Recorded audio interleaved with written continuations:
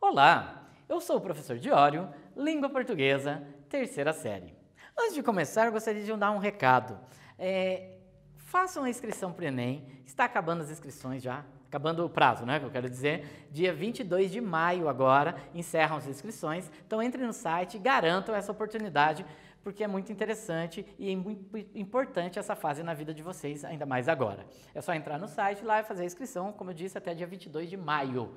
É interessante, não é agora, durante a pandemia, a prova é no final do ano ainda, enfim. É importante garantir a inscrição para que quando tudo se passar, você continuar a sua vida normalmente. Tudo bem? Bom, dito isso, o nosso encontro de hoje vai trabalhar com... Vamos conhecer o gênero vlog, por mais que eu ache que para vocês que são da geração disso nem precisa conhecer, né? Mas vamos falar um pouco mais sobre o vlog, discutir um pouco variedades linguísticas e reconhecer as orações subordinadas substantivas, completivas nominais e apositivas. Bom, trouxe um fragmento de texto. Menas é da Júlia Tolesano, ela é mais conhecida como Jujut, né? Ela é uma vlogueira, né? Que é quem faz vlog, né? Ela tem um canal no YouTube, tá ali o canal, depois, né? Vocês veem lá na descrição do vídeo, vai ter lá o link, mas ela é uma vlogueira, né? Uma youtuber bem conhecida, talvez não exatamente para a faixa etária de vocês, mas enfim, ela é bem conhecida nesse meio. Então eu trouxe aqui um trecho, é uma transcrição de um vídeo, tá? Então vamos lá. Hoje eu vou falar sobre uma coisa que me deixa muito irritada, porque hoje está sendo um dia irritante. Então eu resolvi homenageá-lo com uma coisa que me irrita. Existem pessoas no mundo que têm total domínio da língua portuguesa e existem outras pessoas que não têm total domínio da língua portuguesa. Quando uma pessoa com quem você está discutindo comete um erro de português, isso significa que todo o embasamento dela para fazer a argumentação X não faz mais sentido? Já que o erro de português que ela cometeu diz mais sobre a discussão do que os argumentos por ela proferidos, né? E aí, como é que resolve essa questão? Porque erros de português vão acontecer na internet, principalmente no Twitter, que você não tem caracteres o bastante para acertar no português, né? Discussões não podem depender de erros gramaticais, elas têm que depender de boas argumentações.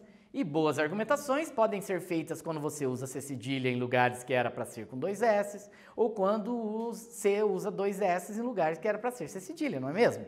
Enfim, só um pensamento que anda me incomodando há um tempo já e, né? Para que eu tenho um canal se não para usar as pessoas que me assistem para desabafar minhas angústias, né? Bom, então tá aí a transcrição, uma transcrição pequena deste vídeo.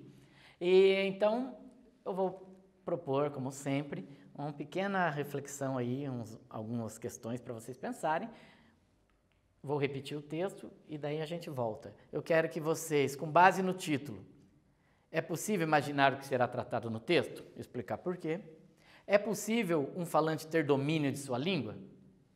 Justificar. 3. O conflito descrito pela autora restringe-se à comunicação pela internet? E por último, que estratégia revela a falta de argumento das pessoas? Então, tem essas 4 questões. Gostaria que vocês realmente fizessem por escrito no caderno. Então, vou colocar aqui o texto de novo, as questões, e daqui a pouco a gente volta e comenta.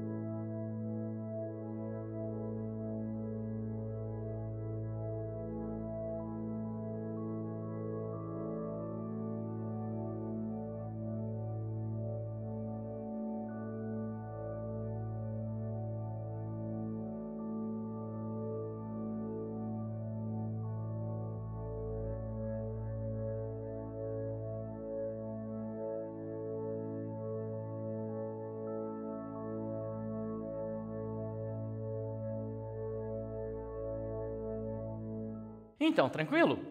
Bom, se você não conhecia a moça, enfim, depois da aula você pode até ir lá, eu até aconselho, talvez seja interessante, talvez você goste. Como é uma transcrição, não dá para perceber, mas ela é um pouquinho revoltadinha, sabe, no jeito dela falar, ela é meio seus alta, é engraçado por causa disso. Quando ela vai falar, ela é meio estressada com as coisas, então ela fala sempre brigando e tal, é engraçado ver o vídeo, acho que por isso que ela é famosa. Bom, mas enfim, eu perguntei, com base no título, é possível imaginar o que será tratado no texto? Bom, eu nem perguntei se vocês entenderam o texto, né? Porque essa pergunta eu nem faço muito. A princípio é que vocês entendam. Mas já começa como menas. E aí? É possível, só lendo esse texto, você já imaginar do que trata o texto? Você viu que ela vai tratar sobre questões de erro de português, né? Na hora de falar você errar o português, as pessoas cobrarem isso e tudo mais. Na verdade, sim, dá para você perceber, que menos é, na verdade, uma troca, né? Você substitui, você não, né? Eu digo, algumas pessoas, às vezes, falam menos, né? Ah, eu quero menos bebida, né? Algo assim, faz a concordância e não, isso é visto como um desvio da língua, né? Um desvio normativo da língua. Então, é visto como falar errado. Então, sim, já pelo título, menos, você já mais ou menos tem a ideia do que ela vai tratar a seguir. Ela comenta que ela já começa com uma afirmação, ela fala, ó, tem pessoas que têm total domínio da língua portuguesa e tem outras pessoas que não têm total domínio da língua portuguesa. Eu pergunto, é possível um falante ter total domínio da língua?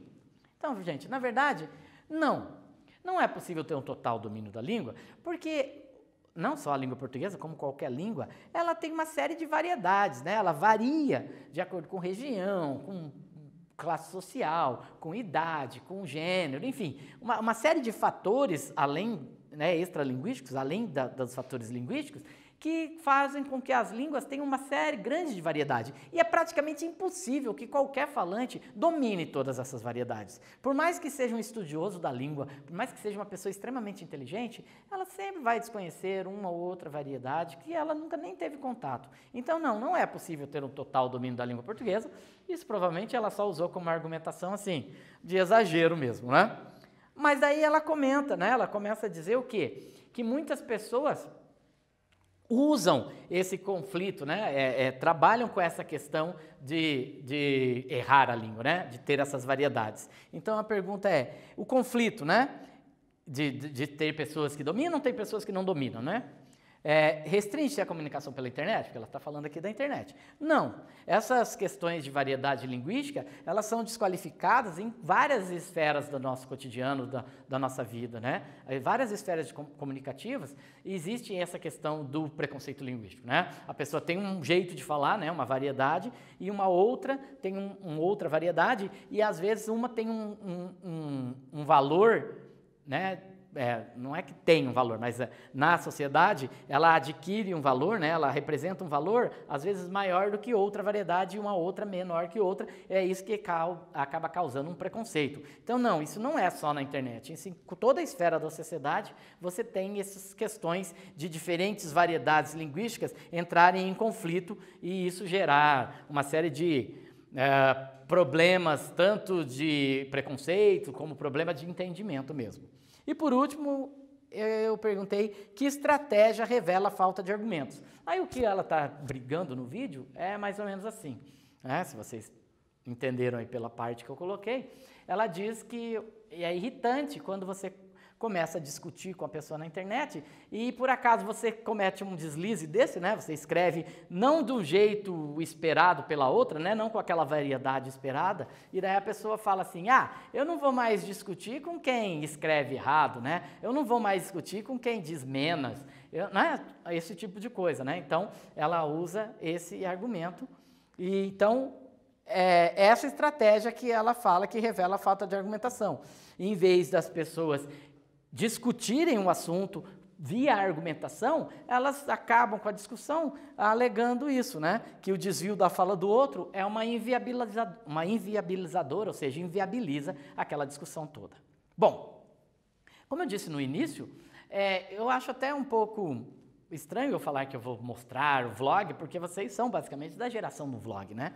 Esse texto, né? Essa daí é a capinha do... Não sei se chama capinha, né? Mas enfim, o cartazinho ali do vídeo no YouTube, da Juju, né? desse específico que eu falei, do Menas, né? E é um vlog, né? O vlog, ele já vem de uma outra palavra que é um blog, né? O blog já é uma abreviação que é algo mais ou menos como um diário de internet, né? Um diário escrito, blog, onde as pessoas escreviam, e depois ele migrou, né? Ele teve uma adaptação e passou a ser vlog, ou seja, é um diário de internet gravado via vídeo, né? Então, na verdade, o que é? O vlog nada mais é do que um vídeo com alguém falando sobre assuntos dos mais diversos, né? Como se ela tivesse, né? Como se ela fosse escrevendo um diário, só que é um diário que você compartilha com todo mundo, né? Então você coloca os mais diversos assuntos. E a questão é, nesses vlogs, você pode falar de tudo, né? Você tem um canal no YouTube, por exemplo, ou um canal em qualquer outro site de vídeo, onde você coloca o tipo de texto que você quiser. Você pode pôr entrevistas, você pode pôr comentários, conversas, análises, resenhas e tudo mais. No caso aqui, que é talvez um dos mais comuns, é o vlog onde ele apresenta opiniões sobre assuntos. Então dá até pra gente chamar que é um vlog de opinião. É algo como se fosse um texto de opinião em formato de vídeo, onde a pessoa fala sobre algum assunto de interesse dela, ou que ela acha que seja de interesse dos telespectadores que ela porventura tenha. Então vamos lá. Baseado no que eu disse, as características de um vlog são mais próximas de qual outro tipo de texto? Um texto narrativo, um texto dramático, um texto argumentativo ou um texto descritivo? Como eu disse, basicamente um vlog é a pessoa opinando sobre algo, né? Ela falando o que ela pensa sobre algum tema, algum assunto. Então, ela se aproxima mais de um texto argumentativo. E outra, a linguagem utilizada na maioria dos vlogs, né, aproxima-se do quê? Você pensando, então, que a pessoa vai falar sobre algum assunto de forma descontraída, espontânea, na frente do vídeo, né? Ou seja, como se fosse um diário, né? Daí que vem o termo, né? Desde blog, depois vlog. Então, você espera que como seja normalmente essa linguagem, né? Como é que ele se apresenta? Parecido com conversas informais, com aulas escolares, com telejornais ou com palestras? Bom, basicamente eles buscam sempre que se pareça com conversas informais. Então, como eu disse, vocês, quase todo mundo hoje, em algum momento tem um canal num site de vídeo que tem aí alguém falando, né? Sempre você tem um vlogueiro, né? Que é o nome de quem faz um vlog, ou uma vlogueira, que seja, né? Sempre tem aí alguém que gosta, se interessa por aquele assunto e acaba seguindo, acaba assistindo com frequência os vlogs, né? Então veja, baseado nisso, que você já deve conhecer, já deve ser bem né? Você já deve ser bem familiarizado, mas mesmo se você não é bem familiarizado, né? A partir desse exemplo que eu trouxe, vamos pensar assim, o fato de um vídeo, né, de ser um vídeo na internet, ele ofereceu à vlogueira a chance de planejar sua fala? Justifique. Depois, por que o vlogueiro edita o vídeo antes de postá-lo? 3. Por que o vlogueiro opta por deixar certas ocorrências, como hesitação, retificação, essas coisas da fala, na versão final? E por último, a Juju, né, no caso deste vlog específico, elaborou um roteiro para a gravação e editou o vídeo? Explique. Então, vou colocar aqui de novo, né, a transcrição e as questões. Então, você tenta responder pelo caderno, né, escrito no caderno, e já voltamos.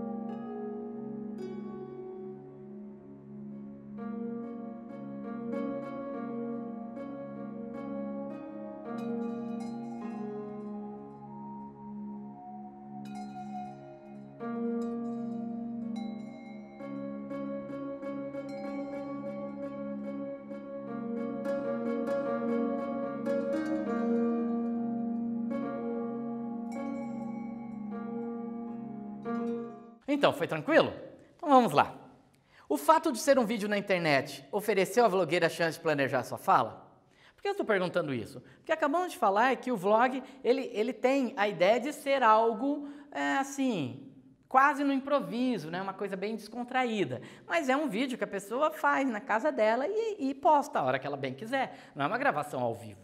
Então, sim, ela teve possibilidade de criar antes, né, uma pauta sobre o assunto, ela planeja, vou falar sobre este assunto. Ela não sai falando no improviso, por mais que pareça, ela provavelmente pensou antes, vou falar sobre esse assunto, daí eu vou falar assim, assim. Ou seja, ela planeja o texto dela, mesmo que ela não esteja lendo nada, mas ela planejou, ela elaborou antes as ideias que ela queria abordar.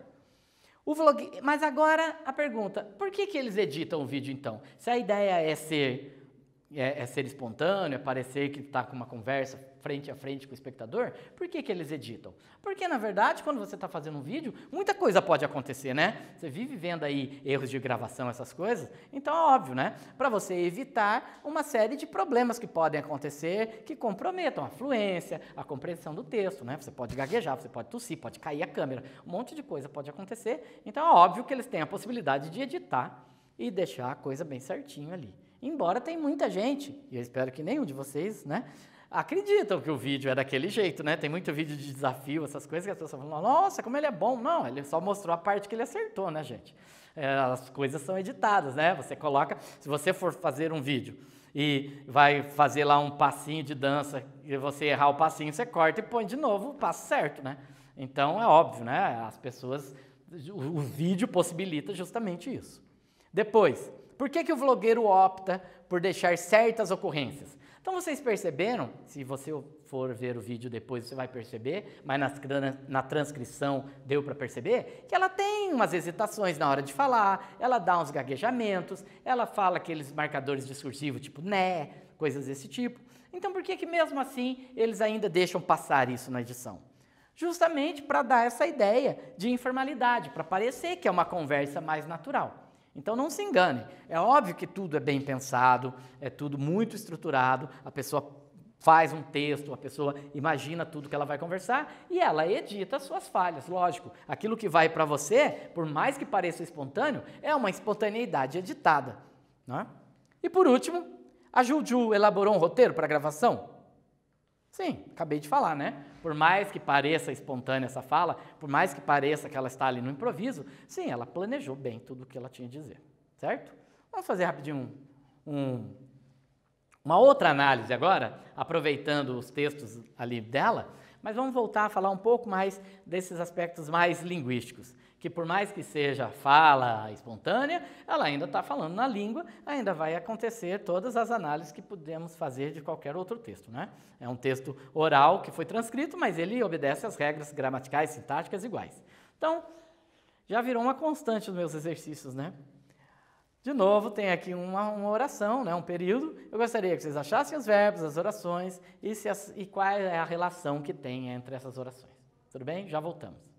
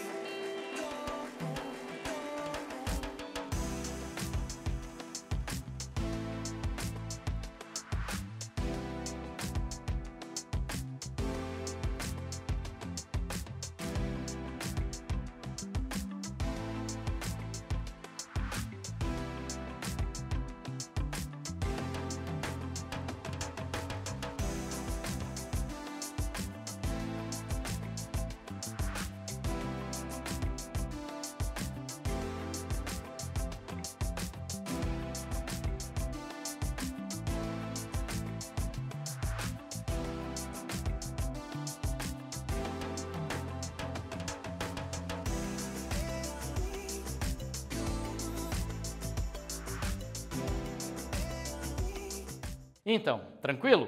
Bom, vocês já viram algumas aulas, já estão mais do que acostumados com esse sistema, né? Primeiro acha o verbo e depois a gente já analisa o resto. Sempre lembrando que partindo do verbo, todo o resto flui bem melhor. Então vamos lá. A vlogueira não tinha dúvidas de que aquele argumento era incoerente. Temos aqui o tinha e o era, né? Então, de novo, um período composto, né? Duas orações. A primeira oração, a vlogueira não tinha dúvida. Tá, e daí? Se eu só falar assim, a vlogueira não tinha dúvida, você tá, dúvida do quê?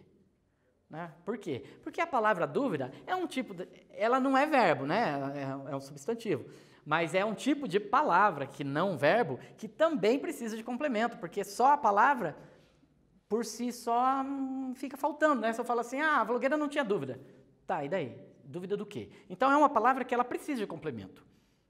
E o nome desse termo, né, é um complemento verbal, um complemento nominal, né, um complemento de uma palavra que não é um verbo. Complemento verbal é no caso lá de objeto direto, objeto indireto. Mas neste caso é um substantivo, então ele precisa ser complementado mesmo assim. Então, todo este de que aquele argumento era incoerente é um complemento da palavra dúvida. Percebam que ele não está complementando o verbo, ele não está complementando a oração inteira, mas ele está complementando só uma palavra da oração, mas essa palavra precisa de um complemento. Eu modifiquei ali, ó. A vlogueira não tinha dúvida, né, da incoerência, né? Tá, dúvida só algo que precisa complementar.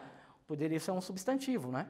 Então veja, neste caso que você tem um complemento nominal, no caso aqui, se esse complemento nominal ele se desenvolve em forma de oração, ou seja, ali dentro dele acaba tendo um verbo, né, transformando ele de frase nominal em oração, você acaba tendo, né, como é o caso aqui, a oração completiva nominal. Na verdade, você tem uma oração substantiva, porque ela é desenvolvida do que poderia ser um substantivo, e ela ocupa, né, ela tem a função de um complemento nominal. Então, como a gente já viu em outras aulas, um nome bem claro, bem simples. Ela é uma oração subordinada, substantiva, completiva, nominal. É bem tranquilo, né? Mas eu tenho um outro exemplo aqui, ó. Tão tranquilo quanto. Muita gente desconhece um fato inquestionável, que a língua varia. Então, de novo, localiza verbo, as orações e veja qual a relação que é. Já vou dando a dica, né? Não é a mesma da anterior. Já voltamos.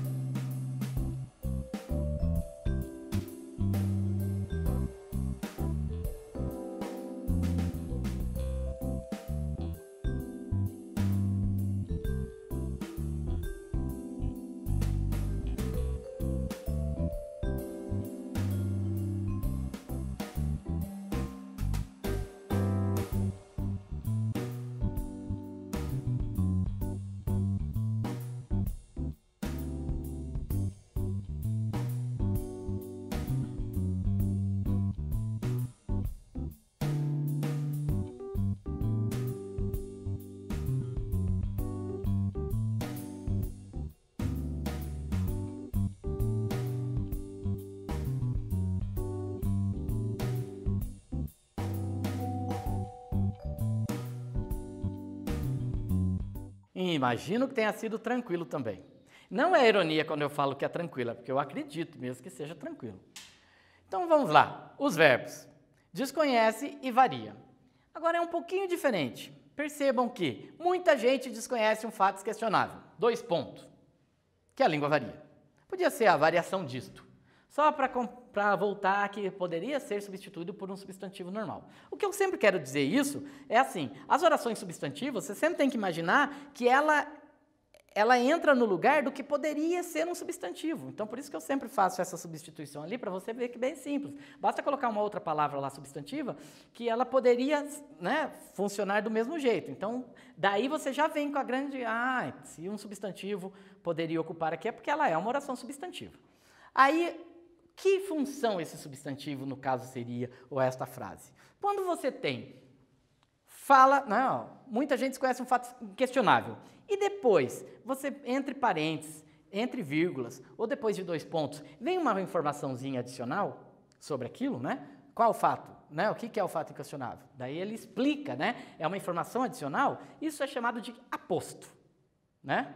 Então, ele funciona como um aposto, desconhece um fato questionável, daí vem uma informação adicional explicando este fato inquestionável, que é a variação disto. Pronto. Então, se ele é um aposto, qual é o nome da oração subordinada, né? Que entra no lugar deste aposto? Uma oração apositiva. Então, temos aqui oração subordinada, substantiva, apositiva. Vejam, as orações subordinadas, elas, como eu disse, elas sempre complementam a outra oração.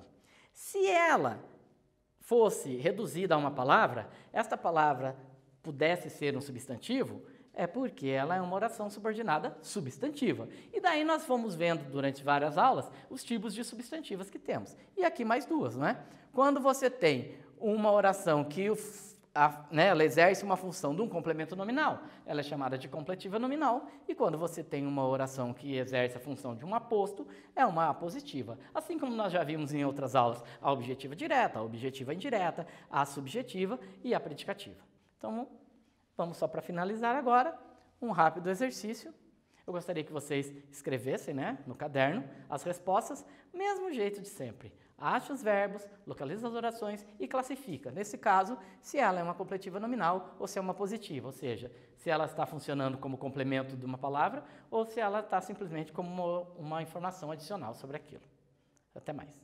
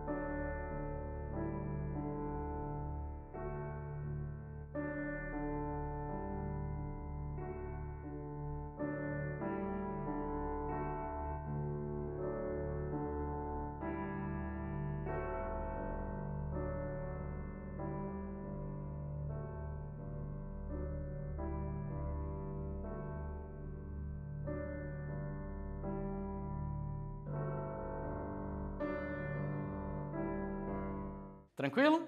Vamos então. A vlogueira teve uma ideia que discutisse em seu canal. A jovem gostou da sugestão de que gravasse um vídeo. Ela fez um único pedido, que sempre pudesse terminar uma discussão, e você tem a impressão de que o vlog será um sucesso? Bom, os verbos teve, discutissem no primeiro, gostou, gravasse no segundo, fez, pudesse terminar, né, uma locução verbal no terceiro, e tem e será no quarto. Beleza? Então vamos falar. A vlogueira teve uma ideia, 2 pontos. Gente, já vou dar a dica. Veio 2 pontos, tá entre parênteses, tá entre vírgula. Entre vírgula é capaz de não aparecer muito, mas entre parênteses ou 2 pontos é aposto. Né? Ou seja, é uma informação adicional que poderia muito bem sair dali. Então, oração subordinada, substantiva positiva. A jovem gostou da sugestão. Sugestão do quê? Você já percebe que a palavra está faltando alguma coisa, não é? E como ela não é verbo, complemento nominal. Oração subordinada, substantiva, completiva nominal. Ela fez um único pedido. De novo, 2 pontos, aposto. O que é o pedido? Daí vem a explicação que é o pedido, né? Que sempre pudesse terminar uma discussão. A positiva. E por último, você tem a impressão. Tá, a impressão do quê? De que o vlog será um sucesso. Outra completiva nominal. Bem tranquilo, né?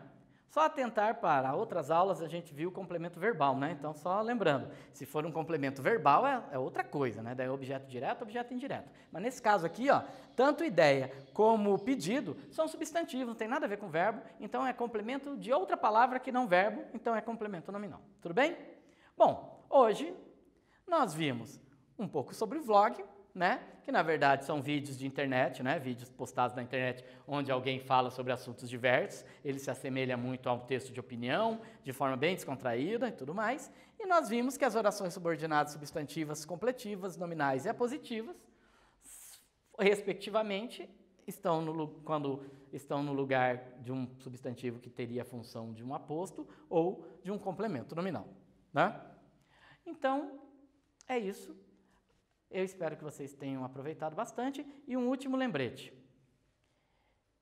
As inscrições do Enem encerram dia 22 de maio. E seria interessante que vocês, né, que estão em idade e tudo para fazer, principalmente agora no terceiro ano, façam a inscrição lá no site do Enem até 22 de maio, porque, enfim, quando tudo isso acabar, temos que continuar a nossa vida. E só uma coisa, né? Por mais que eles adiem o Enem, a inscrição agora não tem por que não fazer, né? Você faz a inscrição e espera para ver quando vai ser, né? Se adiarem, você faz a inscrição, vai fazer o Enem. A questão é garantir a inscrição. Beleza? Então ficamos por aqui. Até nosso próximo encontro.